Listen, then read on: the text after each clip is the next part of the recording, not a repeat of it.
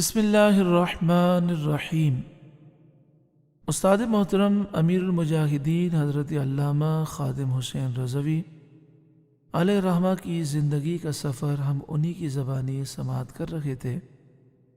امیر المجاہدین بچپن سے ہی اپنے ماں باپ کے ایسے فرما بردار تھے اور اتنے پیارے تھے کہ یوں تو ہر ماں ہر باپ اپنی اولاد سے محبت کرتے ہیں، لیکن امیر المجاہدین کی طرح اگر کوئی اچھا پیارا بیٹا ہو تو پھر محبت کا کیا عالم ہوتا ہے، آپ سماعت کیجئے۔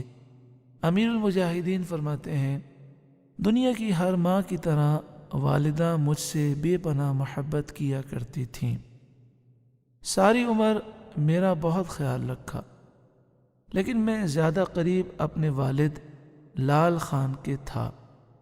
وہ مجھ سے بے حد درجہ پیار تو کیا ہی کرتے تھے، مگر میرے حوالے سے بہت زیادہ حساس بھی تھے۔ اس کا اندازہ اس بات سے لگایا جا سکتا ہے کہ وہ کسی کو میرے آگے اونچا نہیں بولنے دیا کرتے تھے۔ ان کے سامنے کسی کی مجال نہیں تھی کہ مجھ سے بلند آواز سے بات کر لے۔ والد صاحب کے ایک بچپن کے دوست محمد نواز ہوا کرتے تھے، وہ دوسری جنگ عظیم میں فوجی تھے۔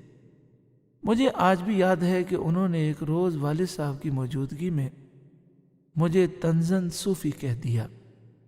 اس پر والد صاحب اتنا ناراض ہوئے کہ اسے مارنے کے لیے کھڑے ہو گئے۔ بولے، اس کی جرت کیسے ہوئی کہ میرے بیٹے کو طنزاً مخاطب کرے؟ قصہ مختصر، نواز صاحب کو معافی مانگ کر جان چھڑانی پڑی تھی۔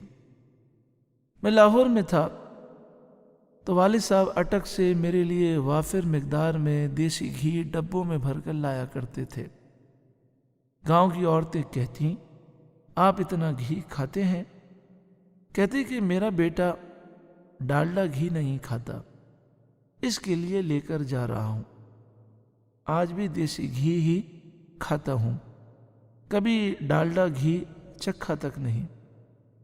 میرے لیے گاؤں سے لاہور دیسی گھی لانا والد صاحب کا معمول تھا۔ میرے برسر روزگار ہونے کے بعد بھی یہ سلسلہ جاری رہا، لیکن اس کا ایک پیسہ بھی کبھی انہوں نے مجھ سے نہیں لیا۔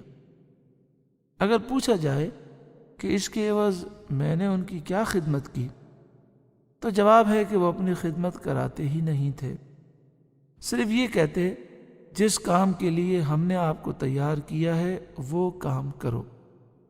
اللہ تعالیٰ استاد محترم کے والدین کے صدقے میں ہمیں بھی نیک صالح بنائے۔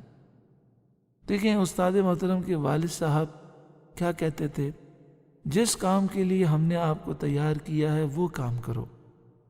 استاد محترم کے والد صاحب نے آپ کو دین کے لیے پیش کر دیا اور آپ کو تیار کیا کہ آپ دین کے لیے کوشش کریں، ناموس رسالت کے محافظ بنیں، عقیدہ ختم نبوت کے محافظ بنیں۔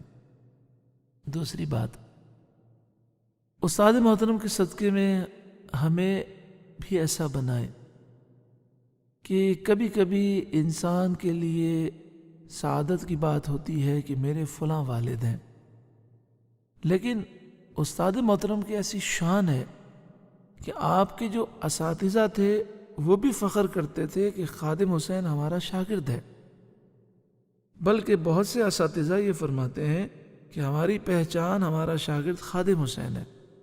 اسی طرح آپ کے والدین فخر کرتے کہ ہمارا بیٹا خادم حسین ہے۔